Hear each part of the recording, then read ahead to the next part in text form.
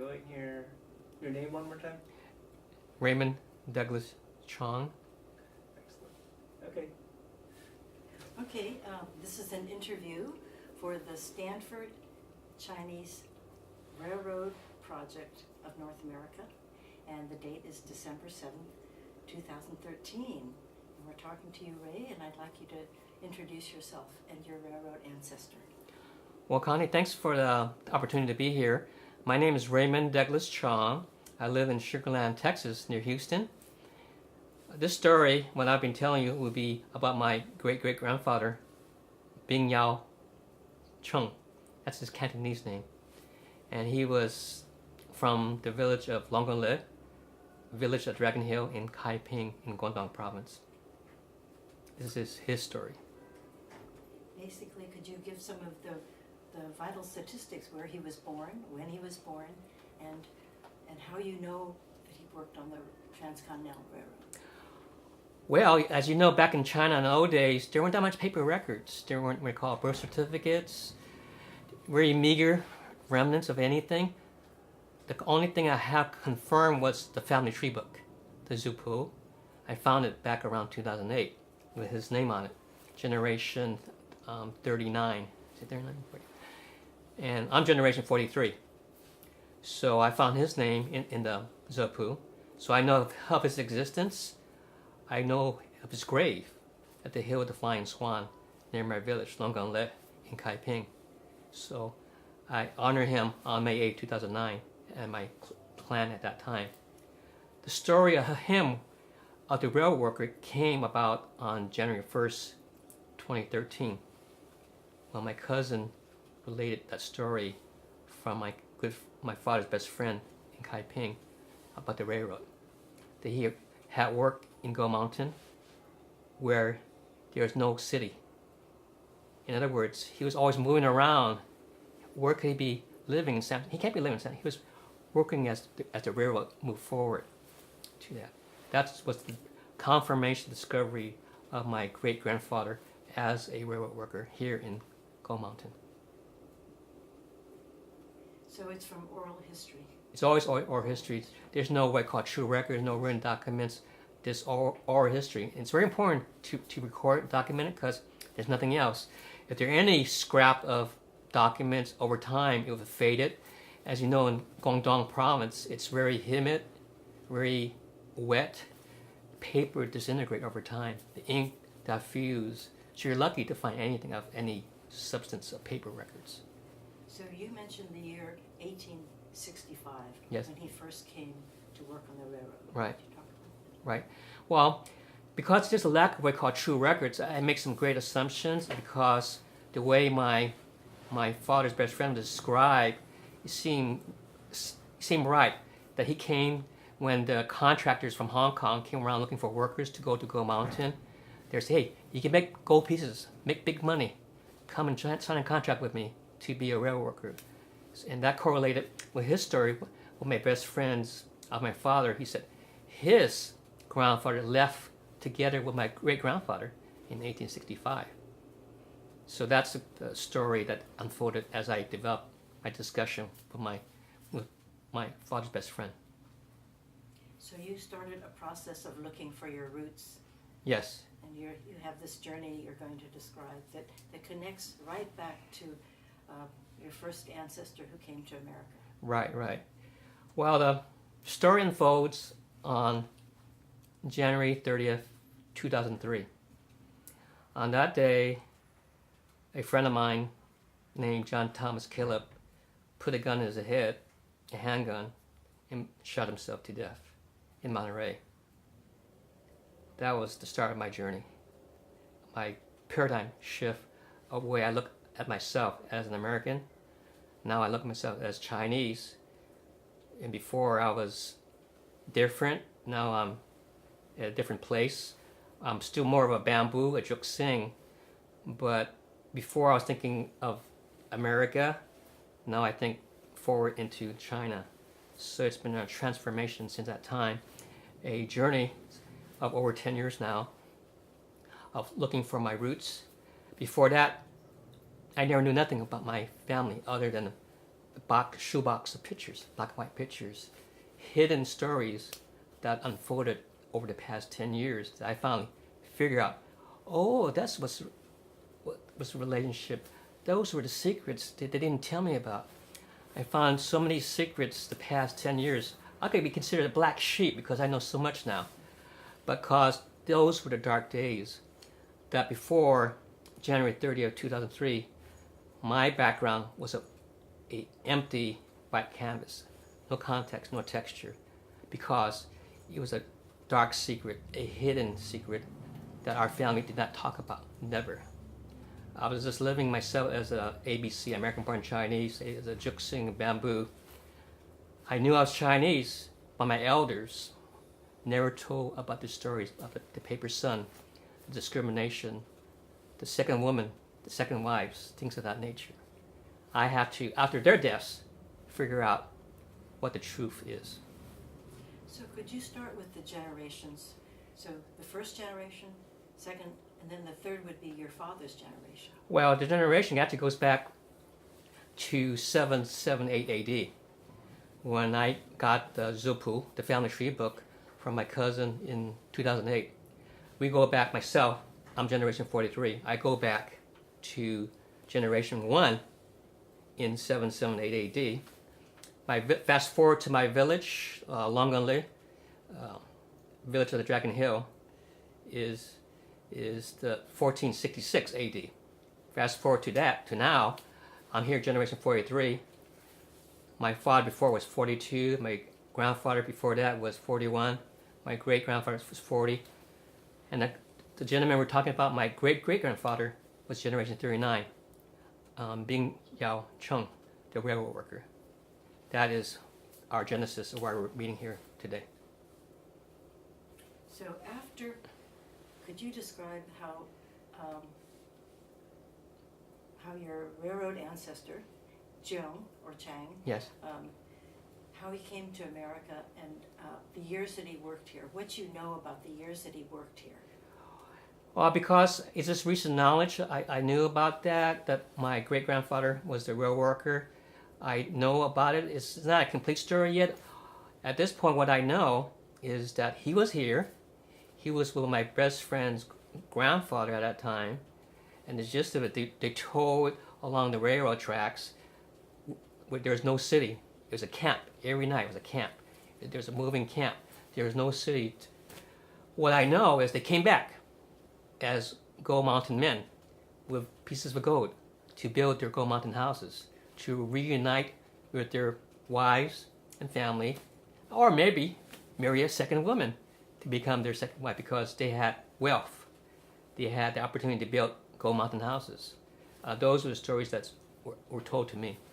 Do you have the archival records? Have you been to San Bruno to see when they returned, when the ancestors returned? Well, before 1882, there was no formal system of documenting railroad departures. The only remnants or trace would be ship logs, whether who's departing, who's arriving, and most of the time they messed up the names, the actual transliteration of the names, and sometimes they just treated Chinese as cattle. 10 Chinese, 20 Chinese, and the records could be also lost, destroyed over time. So it's very hard to retrace that. You can get a rough inkling, what kind of ships they arrived, what ships they departed, the system was in place, but it'd be very difficult to find the exact time when he arrived, the exact time when he went back. So your ancestor, Zhang Bianyu, Yes. he returned to his village. Yes, And he built a home there. a Gold Mountain house. So he was going back and to retire. Or retired, one. Number two, get married to a second woman. Before they left for Gold Mountain, it was traditional for a guy to make sure he comes back to the village was to marry a woman, to have a rationale or connection to come back. So he married the first woman, then he married a second woman, which turned out to be a second line of my family I discovered in 2008. Another trace of my family roots. So are your roots from the first wife or the second? His first wife, back with my great-grandfather. Could you talk about your great-grandfather then? My great-grandfather, Chong. He was born in the village around 1870 or so, based on my reckoning of when my great-grandfather came back. He went to here, Gold Mountain. My reckoning was around 1892 or so, because I figured my grandfather, Moy Chung, was born in 1892. So my reckoning that he left with his brother in 1892 to go to Boston eventually. Boston, Massachusetts. Most likely he went via San Francisco, then heard about good fortunes beyond the West to go to Boston for a better opportunity. And I have a little more history. I have a picture of him, of my great-grandfather with my father back in 1923. He was a rich man, a man of knowledge, of wisdom. He came back to Logan as a rich man with plenty of gold pieces. He eventually became chief of the village. His legend grew and grew because of his astuteness as a business person. And because of that legacy, when I went back to the village in November 2007, they knew who I was. They had my house, my ancestral house, the 9th house on the 6th alley. They knew who I was. Like, I was so amazed when I went there on that day, unannounced. They didn't know I was coming. I just dropped in. Were you called a Gumsan Hawk? Did they use that term? Gumsan Hawk. Oh, you mean that? No. Yeah. Guest of the Gold Mountain. Right. Gold Mountain guest or a fallen leaf. There's another term they use because they consider when you leave China, you're going to come back to root back to your place, your homeland. You're a fallen leaf floating around somewhere beyond China, Gold Mountain. Then, when you return, you come back to root again. So, in some aspects, I'm that next generation of that fallen leaf, going back to the home village. So, your grandfather probably would have some records from Angel Island if he went back and forth. That's been the biggest challenge. I have references of property transactions, a business transaction of his name. I have not been successful yet to find his true Naira Chinese immigration file yet. I've been working with San Bruno, with Boston, with Los Angeles, Seattle. I think the challenge is the variation of the names. That's an onerous part, the variation, because the custom guards, the immigration officials would kind of figure the name, but it would never be the exact, consistent transliteration, because the guy in Boston may write a different way from the guy from Los Angeles. And that's been... The Chinese character is the same. No, it's always the same. It's Joe. Yes. And it could be... my name is Zheng, but it could be Chong, Chung, Zheng. So many variations. That's why it's so hard to find the exact match. Except in China, which has a Right. different way of documenting it. Right, definitely. So, back to the railroad worker. Do you know how many children he had? 2. My great-grandfather and my great-granduncle. And that was the second line, which I discovered. So he had 2 sons. The woman, I don't know whether he had daughters, but traditionally in the family tree book, ladies were not part of the system. So I was not able to capture that. Is there any knowledge or any record or information about the skills that your great-grandfather might have had? Well, they were from my father's best friend. They had they brought back some old tools back then.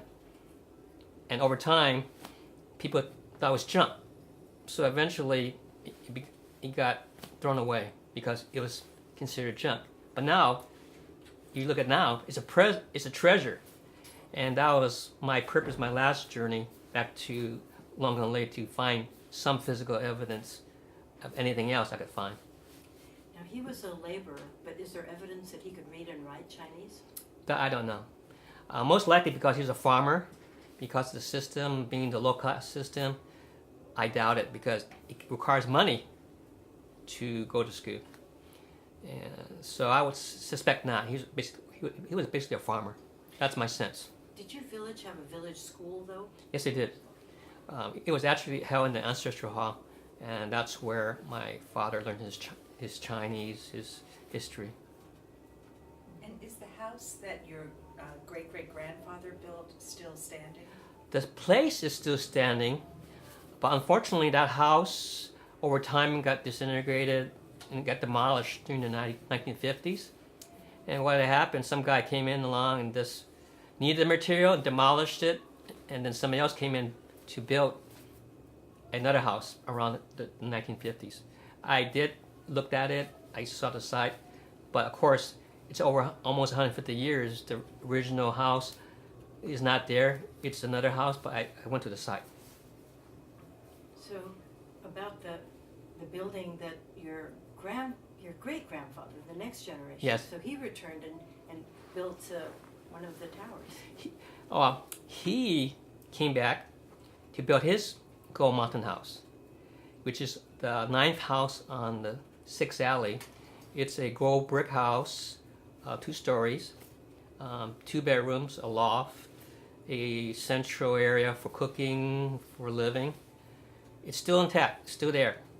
It has a leaky roof, but it's still there. It's actually my house now, since by default I assumed the ownership of that house. It is still intact. It's still there in Longanli, roughly the late 19th or early 20th century. And then the following generation came back. I want you to describe the towers. Yes. And why they were built. Well, by the early 20th century, there are a lot of chaos in China, the revolution, criminals, bandits. So all scattered in that area because people had heard stories about the Gold Mountain men having wealth. Well, they said, hey, it's easy prey, let's kidnap, ask for ransom. And things got serious in the 1920s. So at that point, the village and the Gold Mountain men donated money to build the Kaiping Dialogue, which is those long stone sentinels as a guard tower. My great-grandfather contributed, my grandfather contributed. Within the dialogue is a plaque showing all who donated, inscribed, see their names, my grandfather and my great-grandfather's name. That was in the early 1920s. Story of the fact that your great-grandfather stayed back, and then the next generation comes, but they have a little bit. They have A foundation. Exactly. Yeah, basis, yeah. So we're going to start with the foundation. Okay, start with the foundation that your great-great-grandfather started. Well, my great-grandfather had the foundation for his sons, and in this case, it was Chong, my grandfather. With that legacy, he was able to go to Gold Mountain around 1892, establish a business in Boston Chinatown in the gambling trade and opium trade, because at that time there was more opportunity to be wealthier in getting that. At the same time, he needed protection from the Tongs. At that time, you had to be part of the system. You'd have not the approval of the local Tong, you could not do a business. Or if you're part of another Tong, there might be rivalry of that nature. One story about that was one of my cousins around 1907 was involved in a murder in Boston Chinatown. And I'm trying to retrace the facts of that situation, because from the 1870s to the 1920s, all across America, East Coast, West Coast, there were constant Tong wars. And it was very bloody with knives and guns. So that was my great-grandfather established that basis, leading to my grandfather, Moy Chong, to go to Gold Mountain in 1912 and arrive on the SS Mongolia at that time in San Francisco. And on that basis, he went to school to learn his English, stayed at a business store that was owned by my great-grandfather here in San Francisco, Chinatown, on Grant Avenue. A a dry goods store here on Grand Avenue. I found the place. I confirmed it. I saw the names of the record. I had a presence. Because of the connection, the roots, being a clan is a key thing to survive in Go Mountain. You cannot trust the American Anglo-Saxon people. You need to stay together. There was two ways to stay together. One as by the village connection or by your surname connection. And it's very important for that Kai Ping connection to the Zheng family that my grandfather came along here and established his roots in Go Mountain. So this was in San Francisco, so you have this merchant Yes. establishment in San Francisco. Right. There are records on that. Yes. Evidence of my great-grandfather owning a share of that business. Evidence eventually my grandfather buying a share of that business too. And also because when he first arrived, he actually stayed in the back room and then during the daytime learned his English at the same time. And what was the business? Dry goods like herbal stuff, teapots, things that you could easily preserve and maintain well from the China goods. And so from then your father Yes. was born in San Francisco? No, he was actually born because the sad thing, as you may know, is the federal government, the American people, only welcomed the Chinese to do work.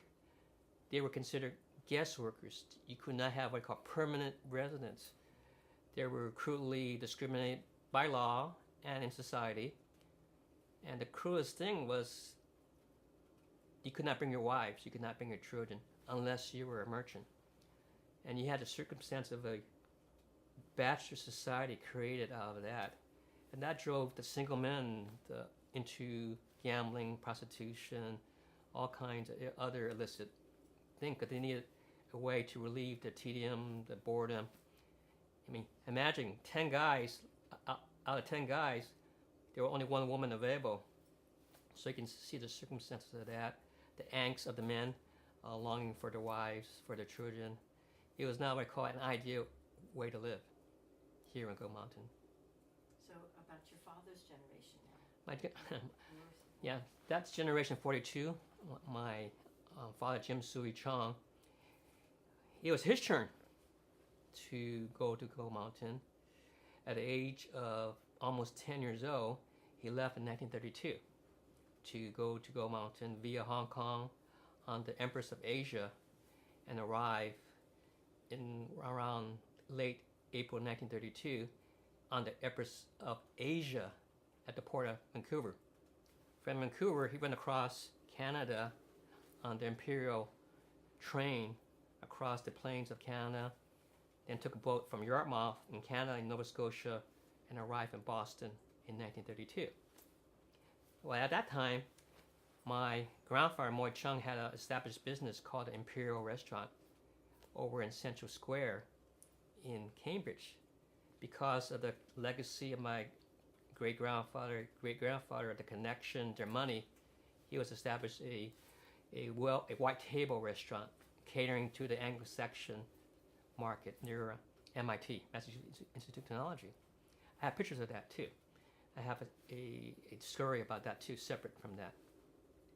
And then how did he come to San Francisco, or why did he? Well, during the Great Depression, it was a struggle to survive in business, where there was a restaurant. Eventually, by 1936, my grandfather had to close the business or sell the business because of the family connections.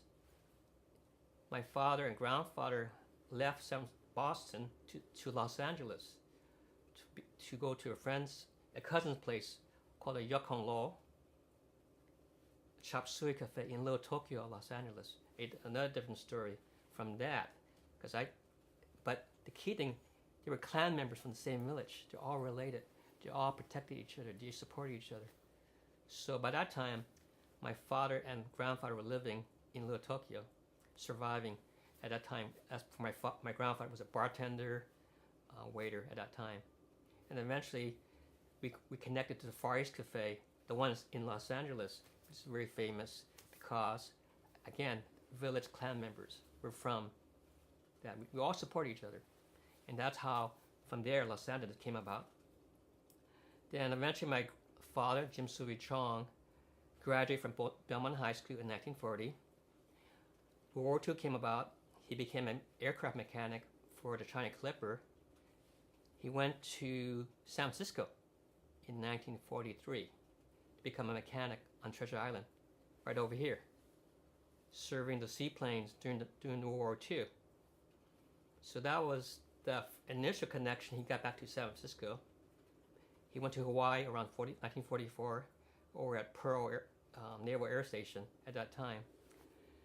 And he went back eventually up to San Francisco to work down here in Millbrae, which became San Francisco International Airport, serving the seaplanes at that time. Then when the war ended in World War II in December 1945, he had free time to figure what to do next in San Francisco. So he became a junior partner of a nightclub called the Kubakan, did a restaurant at the gateway of Chinatown on Bush at Grant with the irrepressible Eddie Pond. So my father worked as a waiter, bartender with Eddie Pond from 1946 to 1950 as a junior partner with Eddie Pond at that time. So is Eddie Pond part of this clan as well? No, he was just a guy who was born in Macau to Hong Kong, Portuguese Chinese extraction. He arrived here in America around 1923 with money because his family had a monopoly in the rickshaw trade in Hong Kong.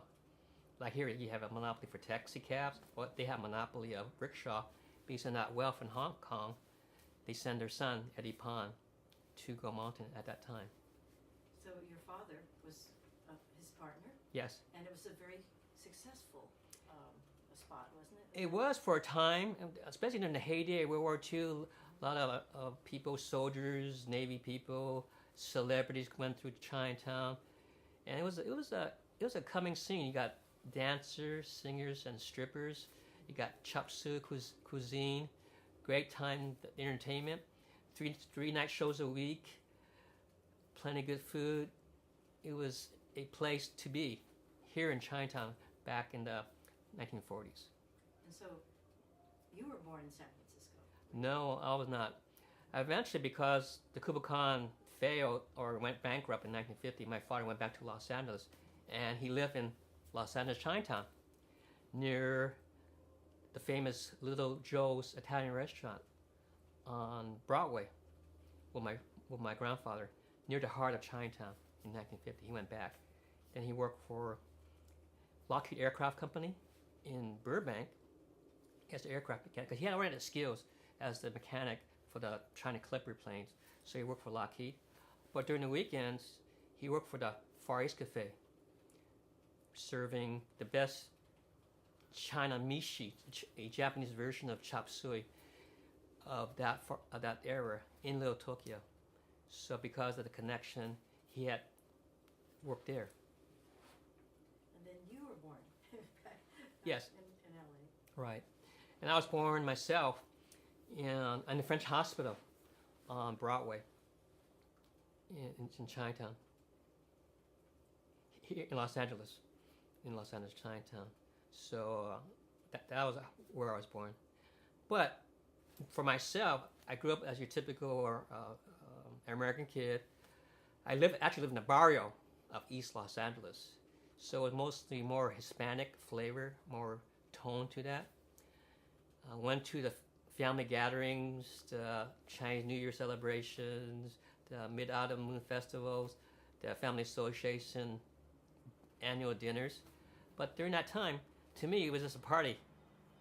And to me, I hated to go there because they were talking gibberish in their Hoi Pinghua. I thought it was it was backwards, ancient. And I felt very embarrassed to be among them because it was just it didn't feel right to be an American, to be associated with that. At that time, when I was growing up. And then your mother, was she born here in the United States? She was actually born pretty close to my father's village. She's from the Yi Association, the Yi clan in that area. And that's a different story too. When my grandfather on my mother's side, Sun Yat Tong, arrived in 1921 through a paper sun arrangement too. So. So you have a brother? Your own family? Oh yeah, I have a younger brother named Michael George Chong. He was born the same year I was born, but we're not twins. Okay, I'll clarify that point. I was born January '56. He was born December '56.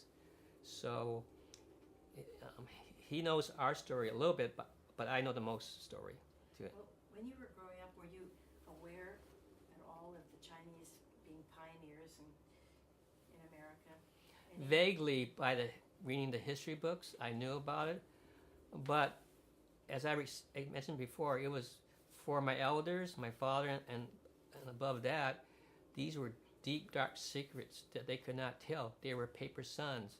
They were sad stories. Why would they want to share all this bad situation? Why would they want to bring shame to the family? I did not know my father was a paper son. I did not know my grandfather had a first wife. I didn't know anything about my great grandfather being an opium den owner or a gambling hall owner. I did not know my great grandfather was a railroad worker. I knew nothing at that time until since the past 10 years in this journey of discovery of my roots. I'd like to ask a question about your journey, and if you felt there was any connection in the village that you went to and surrounding area to the Transcontinental Railroad. Are there any legends of people, the workers coming back and wanting to build a railroad in China, like the Sunning Railroad? I'm familiar with that story, but I don't know whether it's just context connection of that. I don't have that background at all. Were there other families that also had family members who had come here to build the railroad from your village? No, it was only my great grandfather and the other gentleman. Those were the two confirmed direct connection from the village itself. There might be some other people around the village. Like at that time in 1865, it was just my great grandfather and my best friend's grandfather with two other guys left around 1865 as part of the contract to work in Gold Mountain as a railroad worker. Well, is there a sense of the importance of the railroad in America, in the villages? I mean, did you feel that when you talked about your great-grandfather work on the railroad, was there any recognition among the people today that this was important, that this was American and global? I think the recognition is recognized by the older generations who are dying out. They were directly associated with those people who went to the Transcontinental Railroad to work there. But the next generation, it fades away. There's lack of documentation, there's lack of physical evidence. It dies with the next elder. Over the past 6-7 years, as I've gone to the village, I say, where is he now? The next elder, oh, he's gone. The next year, a different elder is gone. But I'm fortunate to know my father's best friend. He's still alive. He's the principal man who relates his whole story of this Transcontinental Railroad story. He may not be exact because the context of the years, the time is faded away, but these are oral stories. This is the only what I call true physical evidence that we have in my village per se of that time, that era. Did you ever record him telling that story? Yes, I do. Isn't that videotape? It's in the video. Tape. We have traces of that. He's a pretty colorful guy. He loves to talk. What is his name? Yang Yum-sung. Okay, I'll have to write that down. Yes, I'll have that. And during the course of my journey, or the Go ahead. okay, during the course of my journey, I have many memorable moments. When I first went to my house in Logan Lee, I went up to the loft, and there was a cabinet of dishes. Among the dishes, I found the wedding dishes of my grandfather and grandmother that was inscribed with some character in 1921. this is the dish of their wedding in December 1921. To find that treasure. Okay. It actually looks like an antique. It does. Even older than 1921. Well, I'm not versed in this type of stuff, but all I know there's an inscription there, and that's from that wedding. In my recent trip, I found this picture here in an old traveler wood box that was sitting there for, I would say, 80 years in my cousin's house, the 7th house on the 6th alley. This picture here, I had it restored, but when I found it, it was very worn, it was faded, there's a lot of marks. But I found it in that wood box. It was right in the bottom. Imagine sitting there for 80 years. This gentleman in the Chinese gown is related to the second line of the family. He is my grand uncle. So the gentleman to your right is the relative. The gentleman to the left to you is most likely, because of his Western suit, a fallen leaf, a gold-mounted man. So there's some kind of village connection right there, that picture. And this was found last October 2013. So that's a story by itself. And then on May 8th, 2009, on that Friday, late spring of May 2009, I went back to the village, to Longonglei, to do what they call like a Qingming, which is to honor one's ancestors. Not for me to worship, but to honor the generations. Within that cluster of graves are 5 generations of my clan, dating back to, I would say, the 17th century. 5 generations, including Bing Yao Chong, including Pilang Chong. They are buried there, here, in that village, near in this ancestral hill, the Hill of the Flying Swan. And from that moment, then, from May 8, 2009, I had this subliminal moment where I was thinking in Kai Pinghua. I was speaking in my tongue. I dreamt in Kai Pinghua. 100% so absorbed into that moment. And from that moment on, I've been writing poetry. Over 1,000 poems as of today. Before that, not a single poem at all. But since moving forward from May 2009, I've been, you could say, obsessed with poetry, kind of a reflection, an inner retrospection of myself, poetry in love and ancestral thinking. And this one here, this is part of my journey up to 10 years, whether it's in China or in America. This steel box may look like a piece of junk, a rusted steel box, but it has a box full of memories.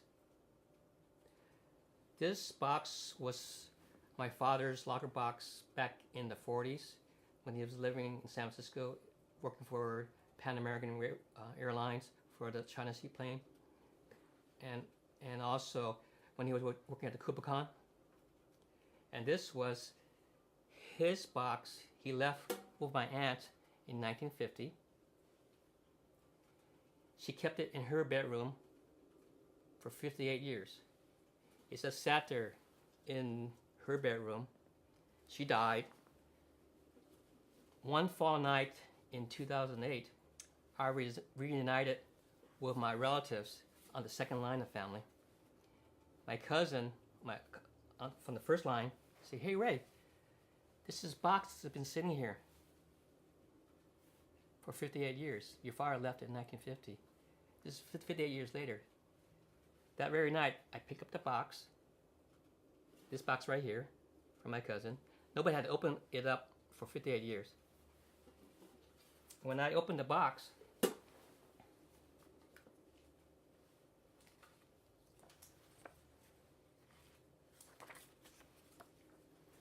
I found a slice of my father's life. I found his paper son certificate of identity.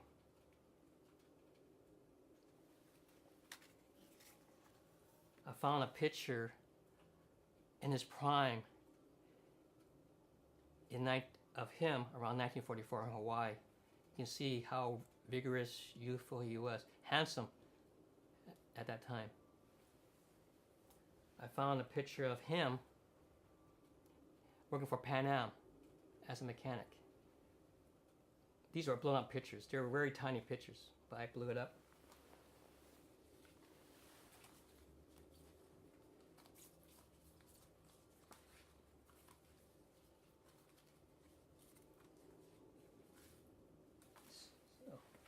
And on top of that, in this box, I found a business card of the Far East Cafe in Little Tokyo. Again, these are the connection in this very little box right here that I was able to create more of a story of my father's life. It may be junk to other people, but it's a precious treasure. The moment when I opened the box at the High Regency in Embarcadero that fall evening, I cried. Because my father died in 1979.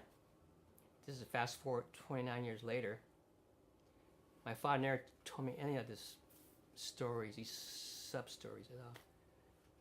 So you can say I was stunned because first I had a reunion of the second line of my family, met them for the very first time. That was in itself a subliminal moment to be there. But on top of that, I had a bonus moment by having my father's steel box.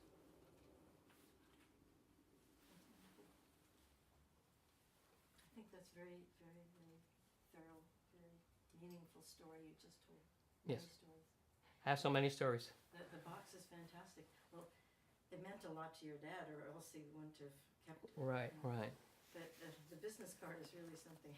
Yes, yes, and the photographs. yes. Beautiful. Yeah, so many pictures that I've been able to gather over time. That's wonderful. Oh, well, we can talk further later, but I think we've got quite a bit on the Yeah, video. anything else you want to highlight in the photos you have? Oh. That's a loaded question. Yeah. Well, let me organize the pictures first, then I can do it larger. Yeah, okay. And then you also, after you're done with that, Okay. okay, I'm ready. Yeah. Well, during this past 10 years, I've been discovering a lot of interesting stuff. For example, this picture here is the photo of my grandfather's Imperial Restaurant in Central Square in Cambridge, the Imperial Restaurant on the second floor. I found it through the Boston National Historic Society. That's one example of my research. And over time, I've been able to figure out pictures of my father. This was when he was going to school in Glendale to become an aircraft mechanic. And you can see among the pictures of his fellow students were mostly Anglo-Saxon background. And he's there, right there, in this particular picture in 1943.